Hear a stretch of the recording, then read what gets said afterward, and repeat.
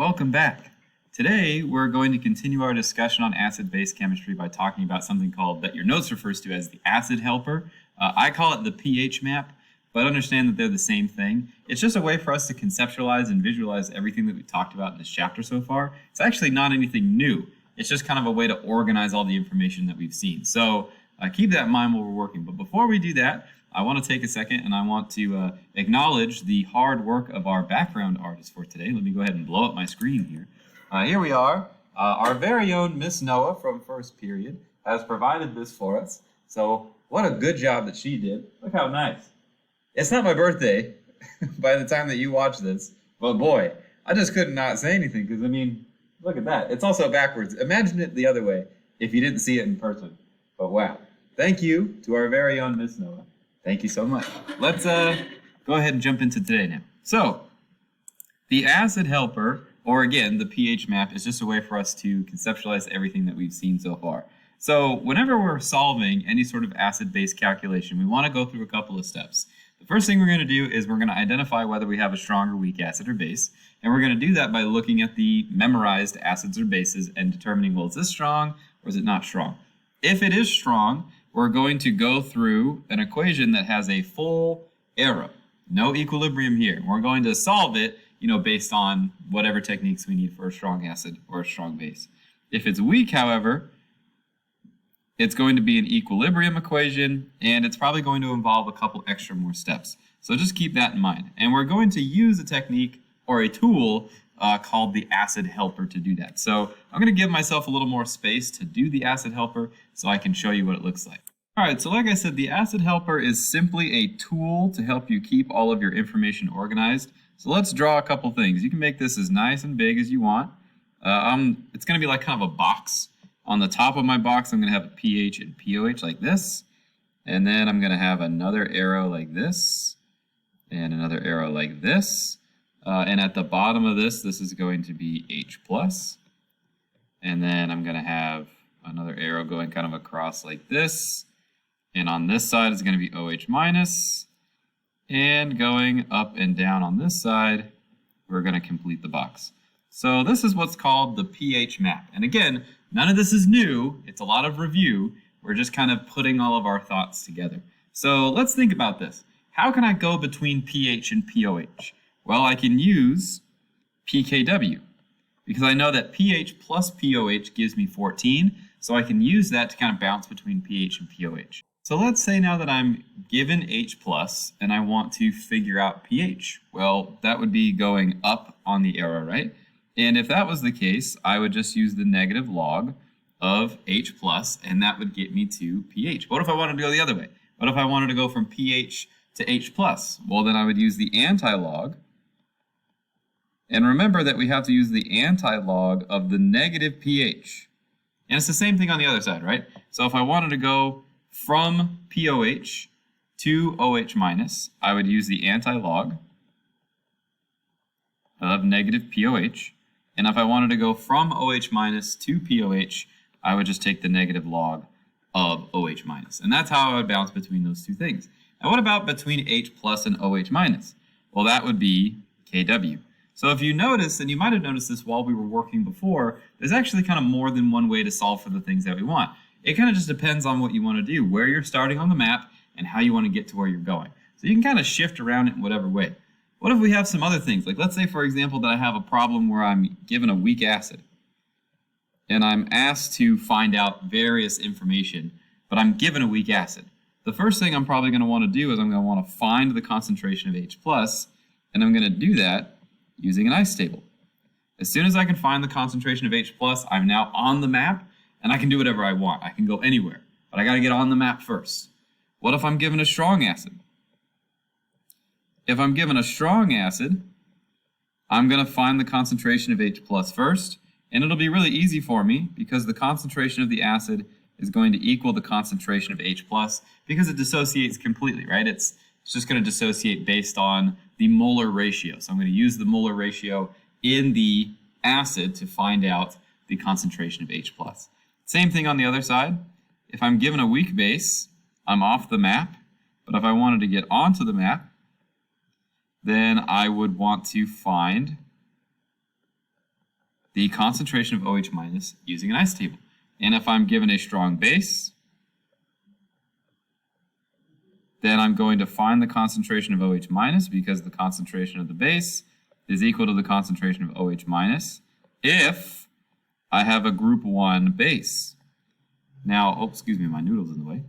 If I don't have a group 1 base, say for example, if I have a group 2 base, I'm going to have 2 times the concentration of the base, gives me the OH minus if I have a group 2 base. Because remember, the strong bases are broken up into those two groups, group 1 and group 2. So again, this is the pH map. So it's not anything new. It's just a way for us to organize everything that we've done previously as far as our calculations in this chapter. So let's go ahead and use this now in our practice today. So let's consider a 2.0 molar solution of formic acid. So we are given a weak acid, which means if we look at our pH map, we're starting here. We have a weak acid, we're off the map. So our first thing to do is we want to write the balanced equation, use an ice table to get to H+, and then we're on the map. We can do anything we want. So let's see. Luckily for us, that's the first step, says calculate the H+. I'm going to let you try this one out. Go ahead and pause the video, work this as much as you can, see if you can find H+, and come on back when you're finished. Okay, hopefully this is what you did. It doesn't really matter if you don't know what the formula is for formic acid, because we can just use a general acid formula. We just do HA plus H2O gives us H3O plus and A-. Set up the ice table, plug in all of our X values for Ka, solve for X. Remember that you have to say that you're assuming X is small. It's safe for you to do because Ka is pretty small. We have to check it. We get 2 minus 0.019 gives us 2, so it's fine. So the concentration of H plus is 0.019. So now we're at H plus. And let's think about where we need to go from here. So it says that we're going to next calculate the concentration of OH minus. So we can just go straight across using the pH map. We go straight from H plus to OH minus using Kw. So go ahead and give this a try. Go ahead and find out the concentration of OH minus. Come on back when you finish. Okay, so hopefully you got 5.3 times 10 to the negative 13th. Now let's calculate the pH. So in order for us to calculate the pH, we now have two choices. We can either go up from the H plus using the concentration of H plus, or I guess we could go around, like we could go from OH minus to POH to pH.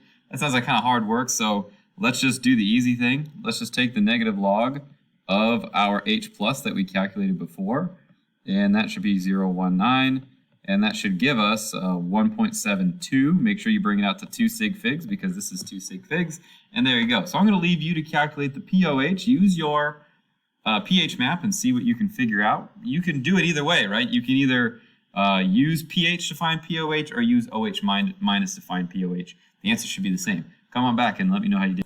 I'm always going to pick the easier one, and I think subtracting 14 by a number is easier than doing negative logs for me, so I just found it this way. I do 12.28. Now we're going to do percent ionization. Remember that percent ionization is the concentration of the amount that ionized over the concentration of the acid or the base, depending on what we're talking about, times 100. So the amount ionized is always the change that occurred, and the amount of acid is always, our initial amount of acid. So when we do that, we should find that we get 0.95% ionized. All right, so that's really all it takes. The pH map is just a thing to review with. So what I want you to do now is I want you to challenge yourself here. I want you to pause and try and work through this entire problem all the way down to letter F. I want you to consider a solution that is 0.500 molar in hydrazine. The Kb for this hydrazine is 1.7 times 10 to the negative 6. Use the pH map as you need to. Solve every single part of this question all the way down to letter F. Come on back when you're finished. We'll go through all of it together. All right, let's take it from the top. So hydrazine is a base. Even if you don't know that, they give us Kb, which means that we must be dealing with a base here. And we know that it's not a strong base because it's not one of our strong bases. So we are going to set it up. N2H4 plus H2O gives us N2H5 plus and OH minus. Ice table, set up the whole process.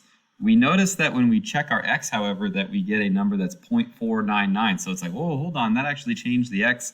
Does that mean we have to go back and do a quadratic? Well, there's a couple things you can do to check this. So what you could do is you could do what's called approximation, where you could take this 0.499 and plug it in, so you'd have x squared over 0.499, and check to see what you get for x. If you notice that your x does not change, which it won't, you'll still get 9.2 times 10 to the negative fourth, then you don't have to do anything.